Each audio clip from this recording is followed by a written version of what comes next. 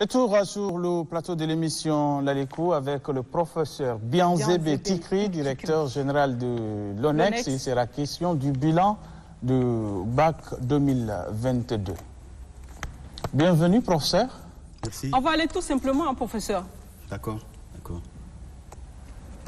Comment vous trouvez le bac cette année? Le bac 2022, c'est pour nous un bac qui s'est passé dans des meilleures conditions et nous l'avons également organisé à un temps record en comparaison au bac des années passées. Vous voyez, nous avons conclu tout ce qui est bac, première série, deuxième série en 40 jours. Donc c'est quand même énorme vu le nombre de candidats qui s'approche de 100 000. Et en 40 jours, organiser deux séries de bac, je crois que c'est quand même louable et encourageant.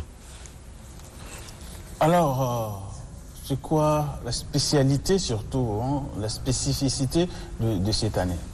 La spécificité, vous voyez, le bac est en perpétuel, c'est un chantier en perpétuel. Donc chaque année, nous réfléchissons comment nous pouvons améliorer les choses. Et cette année, la spécificité, c'est l'enrôlement biométrique des enseignants de classe de terminale. Vous voyez, on a tellement décrié les années passées que des gens qui n'ont même pas de niveau viennent corriger le bac, des gens qui n'enseignent pas en classe de terminale viennent corriger le bac. Et cette année, nous avons décidé, lors de l'enrôlement des candidats, nous avons enrôlé également les enseignants de classe de terminale. Et nous avons voulu s'assurer que le bac soit réellement crédible. C'est pourquoi nous avons cette année voulu prendre ça comme un élément nouveau dans l'organisation du bac. Donc nous avons assez de projets, mais chaque année nous essayons au fur et à mesure de nous améliorer les choses et nous pensons que l'année prochaine ça sera encore un peu plus. Vous étiez plusieurs fois président du jury avant vraiment d'être le directeur général de l'ONEX. Monsieur le directeur, vous pouvez nous parler un peu de comportement surtout des candidats. On a appris la dernière fois que dans certains centres, surtout en dehors de la capitale, il y a eu vraiment un souci où même le président du jury a été menacé. Président de centre, non? Président de centre, oui, de Bol. C'est à Bol, ouais, c'est un peu difficile. Hein. Dans certaines provinces du pays, c'est pas facile. C'est une lutte entre les présidents de centre et les centres. Vous voyez, quand le président de centre se déplace, le plus souvent, il est seul contre tous. Ouais. Seul contre tous, contre les enseignants, contre les surveillants, contre les agents de sécurité, contre même les responsables des établissements, parce que eux, là-bas, ils veulent que leurs candidats réussissent. Voilà, donc ils mettent tous les moyens pour qu'ils réussissent. Alors le président de centre se retrouve seul. Et là, il est obligé de courir de gauche à droite, il y a la tension, et après... Et donc c'est pas facile pour les présidents de centre, surtout le comportement de certains candidats qui veulent coûte que coûte avoir leur bac. Et surtout, ce sont des candidats, si vous voyez leur parcours, qui n'ont pas eu le temps d'étudier. Ouais. Voilà, donc ils veulent passer par la force, par des fraudes pour pouvoir avoir le bac. Donc c'est un peu difficile, mais nous voulions de temps en temps améliorer les choses pour que des cas d'accident comme ce qui s'est passé à Bonn ne puissent se répéter. Oui, se répéter. Mais quelles sont surtout les mesures pour la sécurité surtout de présents, de centres? Je pense que là, il faut penser à leur sécurité. Quelquefois, ils sont vraiment menacés. Ça pourrait se répéter une autre fois. C'est compliqué. C'est ça. Avant de lancer les bacs, notre ministère, le ministère en charge de l'enseignement supérieur, saisit son collègue de la sécurité et de la défense pour mettre à notre disposition des agents de sécurité pour sécuriser le déroulement du bac. Bon, cette fois-ci, il y avait eu quand même un peu de failles, je crois, au niveau de Bol et l'accident est arrivé. Mais je crois que pour nous, c'est une leçon pour les années prochaines, pour que nous puissions encore demander vraiment le renfort des agents de sécurité tout autour du centre du bac. Voilà, donc nous pensons que notre cri par rapport à ce cas sera entendu et que l'année prochaine, des cas similaire ne puisse arriver. Professeur, vous, en tant que directeur général de l'ONEX, êtes-vous satisfait du résultat du bac? Oui, je suis satisfait. Je suis satisfait si nous voyons tout le contour de ce qui s'est passé. Je suis satisfait dans le sens où cette année, il n'y a pas eu perturbation. Vous voyez même les établissements privés ils ont eu le temps d'organiser ce qu'on appelle le bac blanc, juste des révisions et ainsi de suite. Et surtout les privés qui ont également fini le programme un peu à temps. Et vu également cette réforme-là, le fait d'amener vraiment les correcteurs, les anciens de classe de terminale corriger le bac, je suis vraiment satisfait du résultat qu'on a obtenu cette année. Mais en termes de résultats, êtes-vous satisfait? Je suis vraiment satisfait du résultat. Il est signalé que le pourcentage est à 50%. Oui, on est à 59%. Moins de 50%. Non, 59%. L'année dernière, nous étions je crois que ça, à 46%. Voilà, 46%. Et cette année, nous sommes à 59%. Donc, il y a une amélioration et que nous pouvons mettre à l'actif des réformes que nous avons commencé par... Est-ce que cette amélioration est accompagnée avec le niveau des élèves? Bon, je crois que dans tous les établissements, on sent la prise de conscience des responsables des établissements et également des élèves qui commencent vraiment maintenant à prendre conscience qu'il faut travailler. Hein. Pour réussir, il faut travailler, il faut se mettre vraiment au travail. Et là, nous avons vu que ça donne. Hein.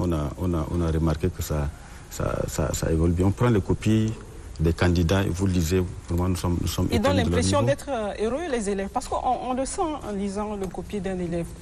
S'il aime ce qu'il est en train de faire, s'il est content, s'il a envie de réussir. Ah oui, je crois que... Vous percevez cela. Après, vous avez été plusieurs fois président du jury. C'est ça. On voit, en tout cas, j'ai suivi l'évolution des choses pendant presque 8 ans déjà. Quand même. 8 ans, et il y a une évolution positive, ça croît. Hein, ça croît si on essaie de tracer la courbe de l'évolution du bac depuis 10 ans. Vous allez voir qu'il y a une nette croissance. Donc, dans tous les niveaux, si on vient au niveau genre, niveau... connaissance, en tout cas il y a une croissance quand même dans ce domaine, hein, surtout les privés. Niveau genre chez les femmes, on va dire chez les filles. Chez les filles, en 2014, les filles étaient 29%. Et là, cette année, nous 29 sommes... 29 sur les 44? Non, 29%, ce qui veut dire que sur 100 candidats, 29 sont des filles. Et cette année, depuis déjà quelques années, nous sommes à 33-34%. Donc vous voyez, c'est pas mal, on fait des efforts là. C'est une évolution vraiment positive. Félicitations. C'est ça. Merci. C'est ça, vraiment. Professeur, après le résultat, surtout parlant du retrait même des diplômes, comment ça se fait souvent? Avant, il faut, surtout ceux qui sont dans les provinces, il faut se déplacer, et quelquefois c'est compliqué, il faut faire la queue. Quelles sont les dispositions que vous avez prises? Depuis l'année dernière, c'est les délégués des provinces qui récupèrent toutes les attestations et les relevés des candidats de leur province. On a voulu vraiment décentraliser les choses pour ne pas qu'il y ait concentration au niveau de l'ONEX. Donc les délégués récupèrent les attestations de leur province. Et ceux de N'Djamena, c'est les proviseurs. Et cette année, c'est qu'on a initié, ils doivent verser les frais de retrait à la banque. Pour nous permettre de suivre un peu la trace des choses, tracer un peu tout ce qui rentre dans le domaine du bac. Voilà, donc pour N'Djamena, les proviseurs vont virer l'argent à la banque et viennent retirer en tout cas les attestations de leurs élèves. La bancarisation, ça fait partie des innovations? Oui, ça fait partie des innovations et voilà, donc j'ai oublié de le citer, mais ça fait partie quand même des innovations de cette année. Les élèves ne s'en plaignent pas? Non, pas du tout. Hein. Pour nous, on veut éviter l'attroupement, la concentration, et je crois que quand on décentralise comme ça, même c'est fluide, hein. Même à notre niveau là-bas, les choses... Ils ne sont pas un peu perdus quand ils arrivent dans les banques? Bon, ça c'est beaucoup plus. C'est beaucoup plus les parents qui veulent absolument retirer isolement l'attestation de leur fils parce qu'ils veulent déjà constituer le dossier, envoyer à l'extérieur pour leur inscription, ainsi de suite. Mais sinon, quand même, si le proviseur va, je crois que ça évolue vite. Ça évolue. Il y a déjà depuis lundi passé qu'on a commencé par mettre à la disposition des lauréats les attestations. Je crois que ça marche. Ça marche. Parlant des attestations, on va dire que l'authentification des diplômes prend assez de temps. Qu'est-ce que vous faites à votre niveau pour régler cela? Depuis qu'on nous a nommé vraiment à ce poste, ça c'est ma première priorité, c'est de réduire au maximum le temps d'attente. Parce que quelqu'un veut postuler soit à un poste où il y a un concours ou bien un vide de recrutement, ainsi de suite. Voilà. Et si nous allons constituer un blocage pour lui, ça joue sur la conscience. Donc nous avons essayé de faire de notre mieux pour réduire au maximum à 3 ou 2 jours, hein, juste le temps, parce que les diplômes, surtout les diplômes étrangers, il y a des diplômes, il faut envoyer des correspondances pour vraiment s'assurer que réellement que c'est un diplôme authentique. Les diplômes privés, vous voyez, surtout c'est les privés qui nous posent énormément de problèmes. Donc il faut prendre tout son temps pour étudier ces diplômes avant de les valider. Mais quand vous détectez quand même des faux diplômes?